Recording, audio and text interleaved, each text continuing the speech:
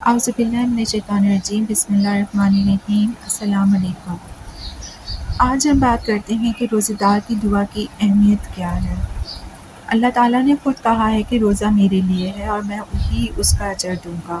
آپ نے باقی عبادات کا سنا ہوگا کہ نماز کے بدلے جنت، قرآن پاک کے بدلے جنت، زکوٰۃ کے بدلے جنت، حج کے بدلے جنت، یعنی ہر دوسری عبادت کے بدلے جنت، اور تہجد کے بدلے بھی جنت۔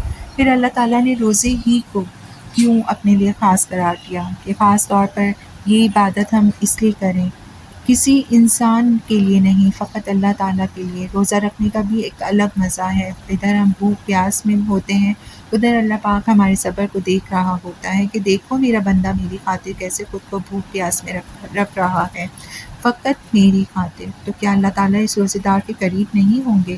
تو کیا اللہ اس کی دعا نہیں سنیں گے؟ روزے دار کے منہ سے نکلنے والی بو وہ بھی اللہ کو پسند ہے، جیسے کہ بخاری شریف کی حدیث نمبر 1904 میں ہے کہ روزے دار کے منہ کی بو اللہ کے ہاں مشک کی خوشبو سے بھی زیادہ بہتر ہے۔ سبحان اللہ۔ پتہ ہے مجھے یہ عبادات کیوں اچھی لگتی ہیں؟ کیونکہ روزہ وہ عبادت ہے جو مجھے اللہ کے قریب کرتا ہے۔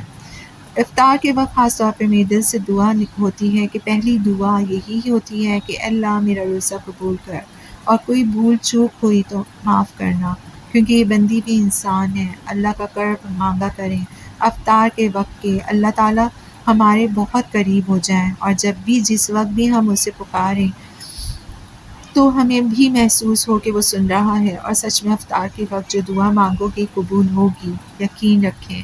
دعا وہ بھی افطار کے وقت کبھی بھی مت چھوڑنا، کیونکہ سب سے اہم یہی دعا ہے۔ حدیث میں ہے کہ روزہ دار کی دو خوشیاں ہوتی ہیں، یا روزہ دار کو دو خوشیاں حاصل ہوتی ہیں۔ جب افطار کرتا ہے تو خوش ہوتا ہے، اور جب اپنے رب سے ملے گا تو روزے کے سبب سے خوش ہوگا۔ سبحان اللہ۔ اللہ تعالیٰ کا قرب حاصل ہو جانا بہت بڑی بات ہے۔